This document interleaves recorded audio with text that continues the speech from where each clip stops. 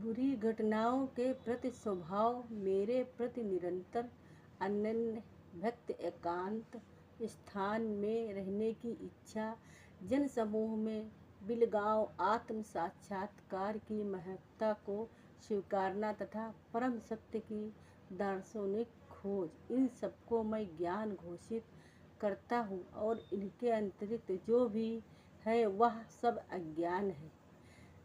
तात्पर्य, कभी कभी अल्पज्ञ लोग ज्ञान की इस प्रक्रिया को कार्य क्षेत्र की अंतःक्रिया विकार के रूप में मानने की भूल करते हैं, लेकिन वास्तव में यही असली ज्ञान की प्रक्रिया है। यदि कोई इस प्रक्रिया को स्वीकार कर लेता है तो परम सत्य तक पहुँचने की संभावना हो जाती है। यह इसके पूर्व बताए गए 24 तत्वों का विकार नहीं है, यह वास्तव में इन तत्वों के पास से बाहर निकलने का साधन है। देहधारी आत्मा 24 तत्वों से बने आवरण रूप शरीर में बंद रहता है और यहाँ पर ज्ञान की जिस प्रक्रिया को वर्णन है वह इससे बाहर निकलने का साधन है। ज्ञान की जिस प्रक्रिया का वर्णन है वह इससे बाहर निकलने का साधन है। ज्ञान की प्रक्रिया को संपूर्ण वर्णन में से 11वें श्लोक को प्रथम पंक्ति सर्वाधिक महत्वपूर्ण है। यदि ज्ञान योगेन भक्ति में विचारिणी ज्ञान की प्रक्रिया का अवसान भगवान की मदद अनंत भक्ति में होता है।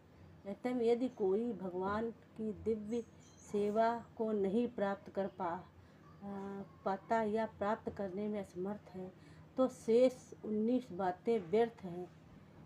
लेकिन यदि कोई पूर्ण कृष्ण भावना से भक्ति ग्रहण करता है तो अन्य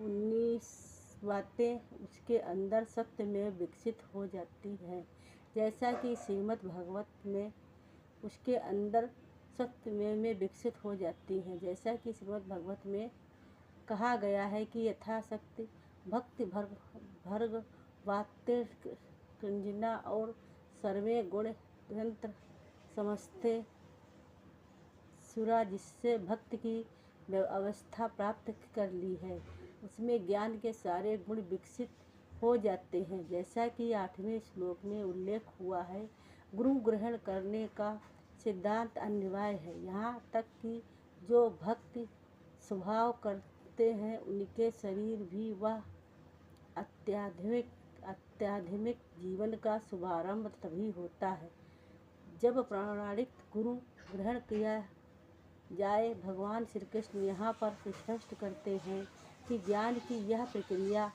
ही स्वाभाविक मार्ग है। इसके परे जो भी विचार किया जाता है व्यर्थ होता है।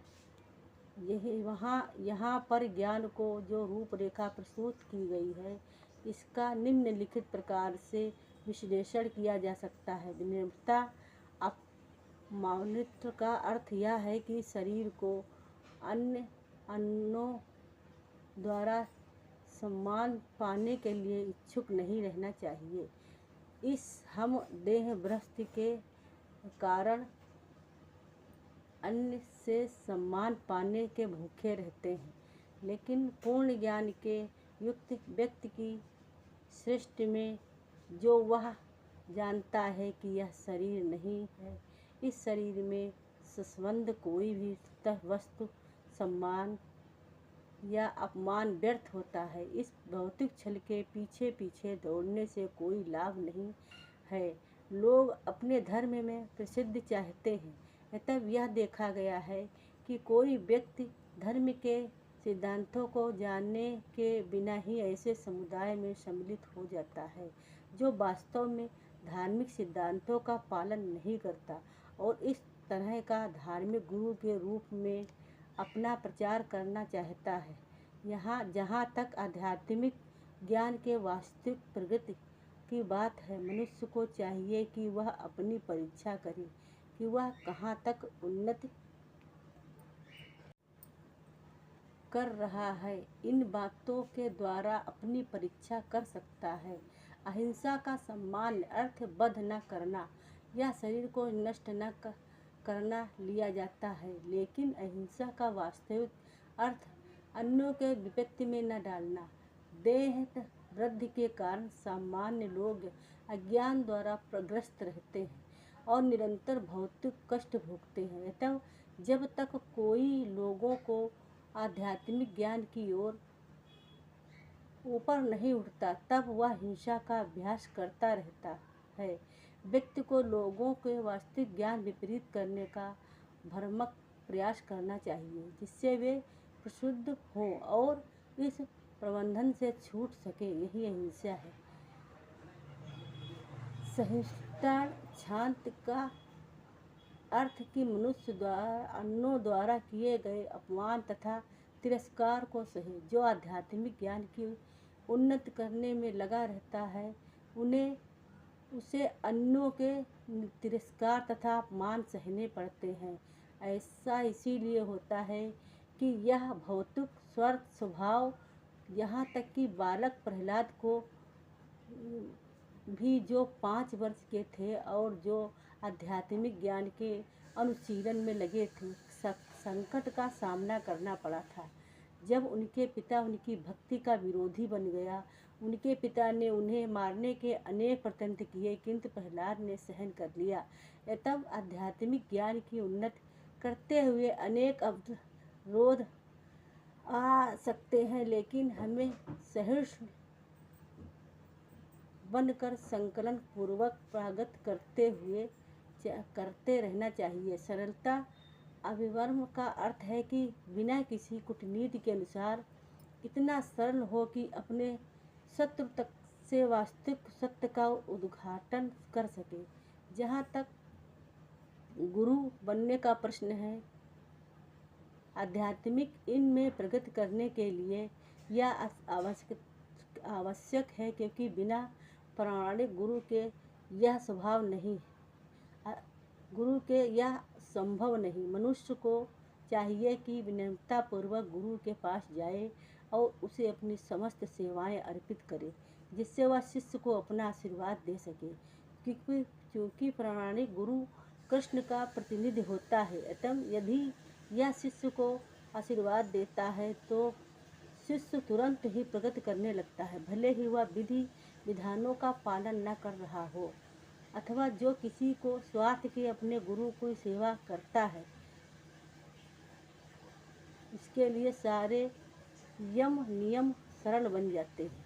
आध्यात्मिक जीवन में प्रगति करने के लिए पतिव्रता संयुक्त अनिवार्य है। पतिव्रता दो प्रकार की होती है, अंतरिक्त तथा ब्रह्म पतिव्रता का अर्थ है स्नान करना, लेकिन अंतरिक्त पतिव्रता के लिए निरंतर कृष्ण का चिंतन तथा हरे कृष्ण मंत्र का कीर्तन करना होता है।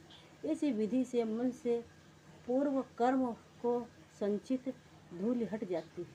दृढ़ता सर्वोत्तम का अर्थ है कि आध्यात्मिक जीवन में उन्नति करने के लिए मनुष्य दृढ़ संकल्प, ऐसे संकल्प के बिना मनुष्य ठोस प्रगति नहीं कर सकता।